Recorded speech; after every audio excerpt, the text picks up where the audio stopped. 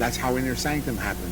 I didn't want an organ to open a mystery series, and the organ was really the instrument for mystery. I used the creaking door because the sound effect was worth 200 musicians to me. That one creak was as good as any sound that you could possibly have, played by musicians, played by whatever.